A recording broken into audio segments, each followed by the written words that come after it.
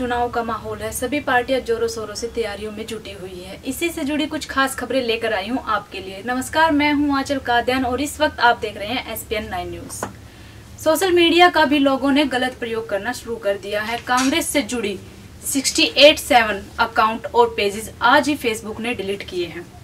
Social media पर संवाद का सबसे बड़ा प्लेटफॉर्म मुहैया कराने वाली कंपनी फेसबुक ने कहा है कि उसने कांग्रेस पार्टी से जुड़े 687 पेज और अकाउंट को निष्क्रिय कर दिया है, यानी कि बंद कर दिया है। फेसबुक का कहना है कि ये अकाउंट और पेज सोशल मीडिया प्लेटफॉर्म पर रखने लायक नहीं थे, क्योंकि इसमें इनऑथेंटिक बिहेवियर था और इसलिए इसे स्पैम में पुश करने के लिए हटाया गया है। फेसबुक की cyber security policy head Nathaniel Gleicher ने पत्रकारों को बताया कि फेसबुक ने 687 अकाउंट और पेज को डिलीट किया है।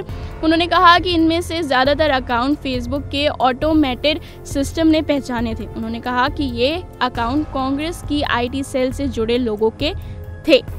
चुनाव आते ही सभी नेता कुछ भी करने को तैयार हो जाते हैं। इसी तरह महाराष्ट्र में भी उर्मिला मातोंडकर ने ऑटो चालकों से बात की और ऑटो चलाया और ऑटो के साथ फोटो क्लिक करा के अपलोड की और ऑटो चालकों से वोट की मांग भी की। लोकसभा चुनाव नजदीक है, लोगों में जोश है। सभी पार्टियां तैयारियां कर रही है, तो कुछ पार्टियां आपस में गठबंधन कर रही है, वहीं कुछ पार्टियां गठबंधन करने की सोच रही है। ऐसे में ही एक खबर पिछले कुछ समय से सुनी जा रही है कि दिल्ली के मुख्यमंत्री अरविंद केजरीवाल शीला दीक्षित के साथ बार बार मिल रहे हैं और दिल्ली में आम आदमी पार्टी व कांग्रेस पार्टी गठबंधन करने की सोच रही है, लेकिन ऐसा नहीं है। आज अरविंद केजरीवाल ने बयान दिया है कि कांग्रेस ने उनकी पार्टी के साथ गठबंधन करने से मना कर दिया। कुछ समय पहले ही केजरीवाल ने दिल्ली एयरपोर्ट पर भी बयान दिया था कि उन्होंने हाल ही में राहुल गांधी से मुलाकात की, जिसमें कांग्रेस नेता ने आम आदमी पार्टी से गठबंधन करने से साफ साफ मना कर दिया। उसके बाद भी केजरीवाल लगातार गठबंधन के प्रयास कर रहे हैं।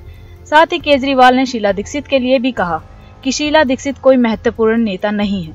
दिल्ली में सर्वे किया गया तो यह अनुमान लगाया गया है कि यदि कांग्रेस और आम आदमी पार्टी का गठबंधन होता है तो वहीं दिल्ली की 7 सीटों पर बीजेपी को नुकसान हो सकता है, लेकिन अगर ऐसा नहीं होता है तो बीजेपी को फायदा भी हो सकता है। आपको बता दें कि वैसे कांग्रेस पार्टी के नेता PC चौक भी गठबंधन करना चाहते हैं, पर शीला दीक्षित नहीं। देखा यह भी गया है कि पब्लिक गठबंधन न होने से खुशी मना रही है। लोकसभा चुनाव से पहले महागठबंधन की तैयारियां थी दिल्ली में, लेकिन राहुल ने मुख्यमंत्री अरविंद केजरीवाल को साफ इनकार कर दिया गठबंधन से। लोकसभा चुनाव में हर पार्टी जहां प्रोपेगेंडा करने में कोई कसर नहीं छोड़ रही है, वहीं दूसरी तरफ नए नए हथकंडे भी अपना रही है कि कैसे लोगों को वोट देने के लिए लुभाया जाए। जहां एक तरफ हेमा मालिनी को अचानक ही मथुरा के किसानों की याद आ गई और प्रियंका गांधी को मंदिरों की, वहीं दूसरी तरफ अब उर्मिला मातोंडकर ने भी लोकसभा चुनावों के लिए एक बहुत ही अलग तरीका अपनाया है लोगों से वोट मांगने का। उन्होंने कहा कौन रैलियां करेगा।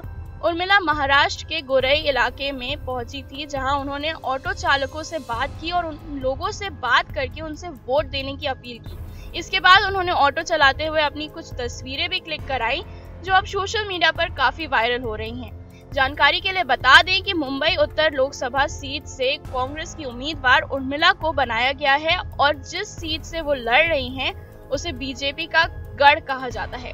उर्मिला का ये नया तरीका कितना कारगर होता है और वो बीजेपी को हरा पाती हैं या नहीं, ये तो देखने वाली बात होगी। चुनाव से पहले अभिनेत्री हेमा मालिनी ने मथुरा में दिखाया अपना नया रूप। लोकसभा चुनाव 2019 में अभी कुछ ही दिन शेष बचे हैं, तो वहीं पूरे देश में चुनाव को लेकर हलचल मची हुई है। नेताओं द्वारा लोगों के बीच मिलने जुलने, प्रचार करने और वोटों को अपनी ओर खींचने की कवायद तेज है। तो इसी बीच बीजेपी सांसद और लोकसभा उम्मीदवार हेमा मालिनी का एक अलग ही और अनोखा रंग देखा गया है, जिसे देखकर आप भी हैरान रह जाएंगे।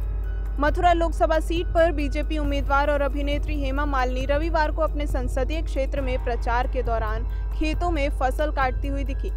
उनकी ये तस्वीर सोशल मीडिया पर खूब वायरल हो रही है। आपको बता दें कि हेमा मालिनी ने रविवार को मथुरा में अपना चुनावी प्रचार अभियान शुरू किया। इसके दौरान गोवर्धन इलाके में खेतों में नई फसल काट रही कामकाजी महिलाओं के बीच हेमा मालिनी पहुंची और उन्होंने भी गेहूं के फसल काटे।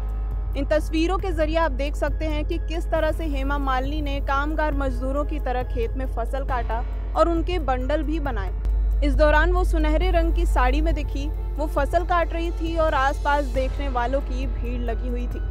खैर, चुनाव के दौरान सभी नेता ऐसी चीजें करते रहते हैं।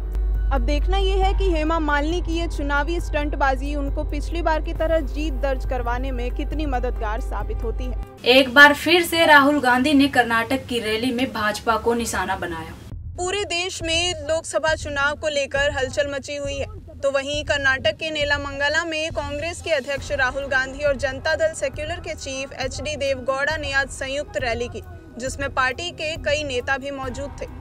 अपनी रैली के दौरान राहुल गांधी ने कहा कि दोनों दल एक साथ काम करने में सक्षम हैं। सभी कांग्रेस कार्यकर्ता जनता दल सेक्युलर उम्मीदवारों का समर्थन और प्रचार भी करेंगे। उन्होंने आगे कहा कि पिछले 5 वर्षों में भाजपा की तरफ से किसानों या जरूरतमंदों के लिए कोई कार्यक्रम नहीं हुआ है। कांग्रेस ने इन समूहों को पैसा देने का फैसला किया है। राहुल गांधी ने मोदी सरकार पर भारी तंज कसते हुए कहा कि भाजपा ने गरीबों के लिए न्याय योजना की घोषणा की थी।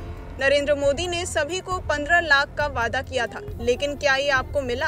आपको बता दें कि कर्नाटक में गठबंधन की सरकार बनने वाले दोनों दल यानी कि कांग्रेस और जनता दल सेक्युलर मिलकर लोकसभा चुनाव लड़ रहे हैं, जबकि कांग्रेस राज्य की 28 लोकसभा सीटों में से 21 पर चुनाव लड़ रही है। जनता दल सेक्युलर अन्य 7 से उम्मीदवार उतारे हैं। बता दें कि कांग्रेस ने रविवार को पार्टी अध्यक्ष राहुल गांधी के केरल में वायनाड लोकसभा क्षेत्र से चुनाव लड़ने की घोषणा की थी। कांग्रेस की सुरक्षित सीट माने जाने वाली वायनाड से राहुल अगले कुछ दिनों में नामांकन भर सकते हैं। अब देखना ये होगा कि क्या राहुल गांधी अमेठी से सांसद बनते हैं या वायनाड से, या फिर इन दोनों ही जगहों की जनता राहुल गांधी को अपने सांसद के रूप में चुनती है। इसी तरह की खास खबरें देखने के लिए जुड़े रहिए SPN 9 न्यूज से।